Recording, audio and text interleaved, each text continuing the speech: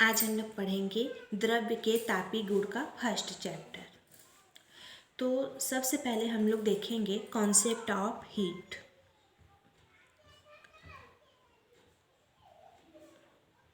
ऊष्मा की संकल्पना। तो दैनिक जीवन में हम सामान्यतः किसी वस्तु के गर्माहट के स्तर का अध्ययन करने के लिए ऊष्मा और ताप शब्दों का उपयोग करते हैं। जिस प्रकार शक्कर और मिठास एक दूसरे से संबंधित है, उसी प्रकार ऊष्मा और ताप भी एक दूसरे से संबंधित होते हैं। तो ऊष्मा और ताप में एक कारण और दूसरा उसका प्रभाव होता है। जैसे सबसे पहले हम लोग देखेंगे ऊष्मा। तो ऊष्मा की प्रकृति निम्न है। किसी पदार्थ को गर्म करने या ठंडा करने पर उसका द्रव्यमान उतना ही रहता है और गर्म करने पर पदार्थ सामान्यतः फैलता है, ठीक। और उच्च ऊष्मा उच्च ताप वाले पदार्थ से निम्न ताप वाले पदार्थ की ओर प्रवाहित होती है। जब कभी ऊष्मा का आदान प्रदान होता है तो ली गई ऊष्मा दी गई ऊष्मा के बराबर होती है, और जब कभी अवस्था में परिवर्तन होता है तो ऊष्मा ली जाती है या छोड़ी जाती है, किंतु ताप नियत रहता है। तो ऊष्मा की आधुनिक संकल्पना को विकसित होने में पर्याप्त समय लगा है। प्रारंभिक काल में यह माना जाता था कि ऊष्मा एक सूक्ष्म, अदृश्य, भारहीन एवं गंधहीन तरल होता है जो किसी पदार्थ के रंध्रों में भरा रहता है। इस तरल को हम लोग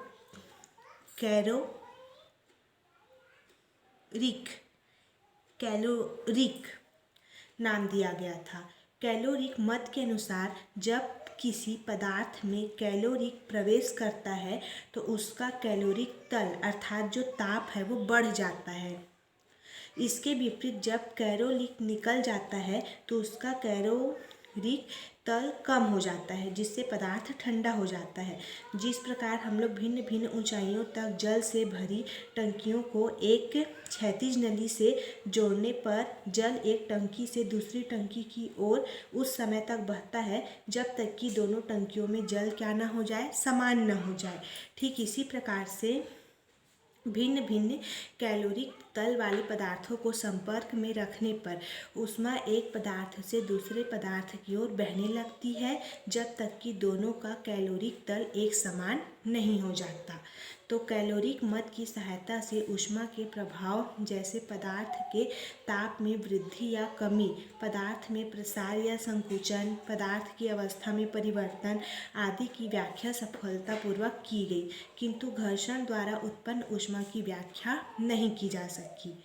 तो हथेलियों को रगड़ने पर हथेलियों का गर्म हो जाना, पंप से साइकिल ट्यूब में हवा भरने पर नोजल का गर्म हो जाना आदि परिघटनाएं ऊष्मा और कार्य में संबंध की ओर हमको दर्शाता है। तो इनकी व्याख्या कैलोरिक मत के आधार पर नहीं की जा सकती।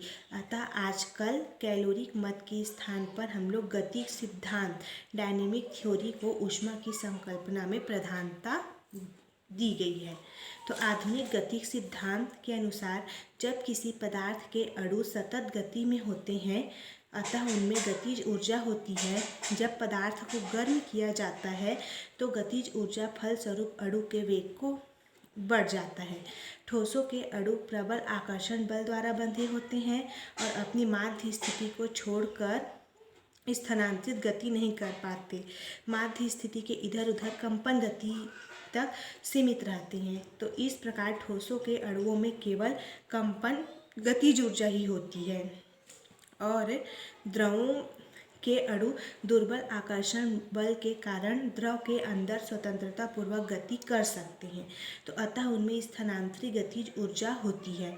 तो गैसों की स्थिति में अणुओं के बीच अंतरा अणुक आकर्षण बल नगण्य होते हैं, अतः वे सभी दिशाओं में गति करने के लिए स्वतंत्र होते हैं। जैसे कि हीलियम, नियॉन, आर्गन, या एक क्या है, परमाणु गैस है जिनके अणु में केवल एक परमाणु होता है।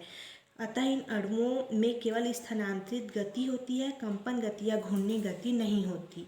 और जैसे कि नाइट्रोजन, ऑक्सीजन, हाइड्रोजन, ये द्विपरमाणु गैस है जिनके एक अणु में 2 परमाणु होते हैं। प्रत्येक अणु के दोनों परमाणु अपने द्रव्यमान केंद्र से गुजरने वाले तथा दोनों परमाणुओं को मिलाने वाली रेखा के परितः घूर्णी गति करते हैं। और जब द्विपरमाणु गैस को गर्म किया जाता है तो उसकी स्थानांतरित गतिज ऊर्जा के साथ साथ घूर्णी गतिज ऊर्जा भी बढ़ जाती है। यह भी संभव है कि उनकी कंपन गतिज ऊर्जा भी बढ़ जाए। तो इस प्रकार किसी गैस को, चाहे वह द्विपरमाणु हो या बहुपरमाणु हो, गर्म करने पर उसकी स्थानांतरित गतिज ऊर्जा, घूर्णी गतिज ऊर्जा और कंपन ऊर्जा तीनों बढ़ जाती है। तो कम तापों पर गैसों की गतिज ऊर्जा स्थानांतरित होती है, किंतु उच्च तापों पर गतिज ऊर्जा, घूर्णी गतिज ऊर्जा और कंपन गतिज ऊर्जा भी होती है।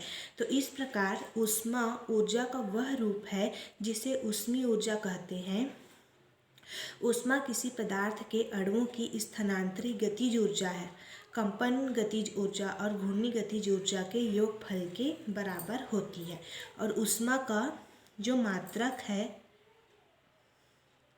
वो होता है कैलोरी। ऊष्मा का मात्रक कैलोरी होता है। तो इस प्रकार से हम लोग 1 कैलोरी का डेफिनेशन देंगे। जब 1 ग्राम जल के ताप को हम लोग 14.5 डिग्री सेल्सियस से 15.5 डिग्री सेल्सियस तक अर्थात 1 डिग्री सेल्सियस तक बढ़ाने के लिए आवश्यक ऊष्मा की मात्रा को 1 कैलोरी कहा जाता है। प्रयोगों द्वारा यह देखा गया है कि भिन्न भिन्न तापों पर 1 ग्राम शुद्ध पानी के ताप को 1 डिग्री सेल्सियस बढ़ाने के लिए आवश्यक ऊष्मा की मात्रा भिन्न होती है। अतः वैज्ञानिकों ने सर्वसम्मति से 1 डिग्री सेल्सियस ताप वृद्धि के परास को 14.5 डिग्री सेल्सियस से 15.5 डिग्री सेल्सियस तक मान लिया। वैसे प्रायोगिक कार्यों में हम किसी भी परास में 1 ग्राम शुद्ध पानी के ताप को 1 डिग्री सेल्सियस बढ़ाने के लिए आवश्यक ऊष्मा की मात्रा को लगभग 1 कैलोरी मान लेते हैं। तो ऊष्मा का जो अन्य मात्रक है वो किलो कैलोरी भी है। तो 1 किलो कैलोरी बराबर होता है 1000 कैलोरी। ठीक, और ऊष्मा का जो एसआई मात्रक है वो होता है जूल। इसका संकेत होता है जे।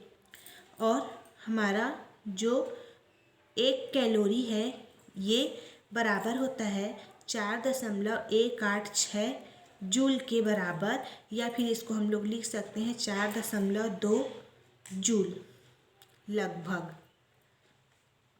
ठीक, और जो ऊष्मा का हमारा, ऊष्मा क्या है, ऊर्जा का रूप है। तो जो ऊर्जा का विमीय सूत्र है वही ऊष्मा का भी विमीय सूत्र होता है। क्या होता है, mL² T-2। और ये जो हमारा ऊष्मा है यह एक अदिश राशि है। तो ये था हमारा ऊष्मा का कॉन्सेप्ट। आगे हम लोग देखेंगे कॉन्सेप्ट ऑफ टेम्परेचर।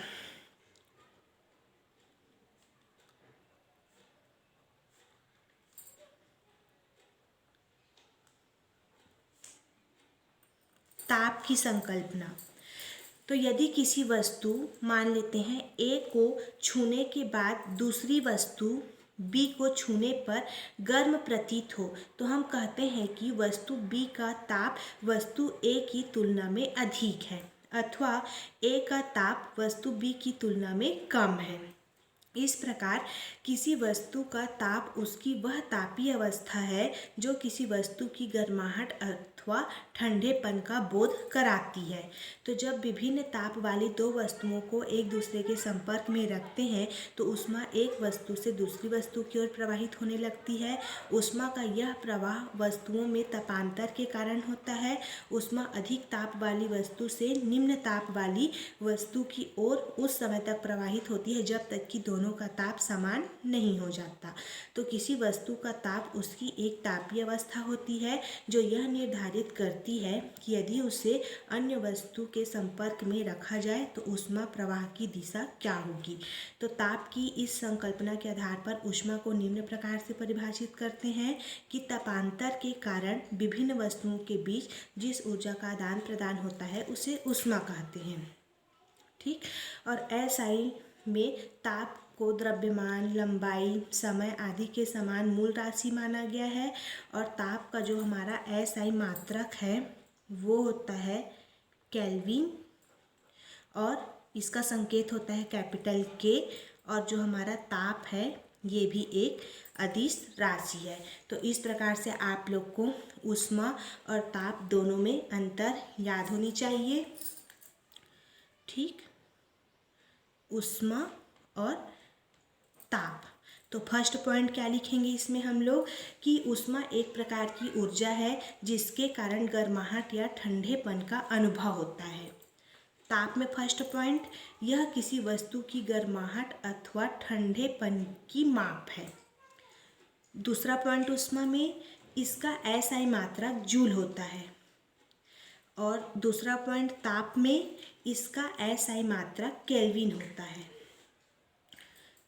तीसरा पॉइंट, दो वस्तुओं का ताप समान होने पर उसमें ऊष्मा की मात्रा भिन्न भिन्न हो सकती है और दो वस्तुओं में ऊष्मा की मात्रा समान होने पर उनके ताप भिन्न भिन्न हो सकते हैं।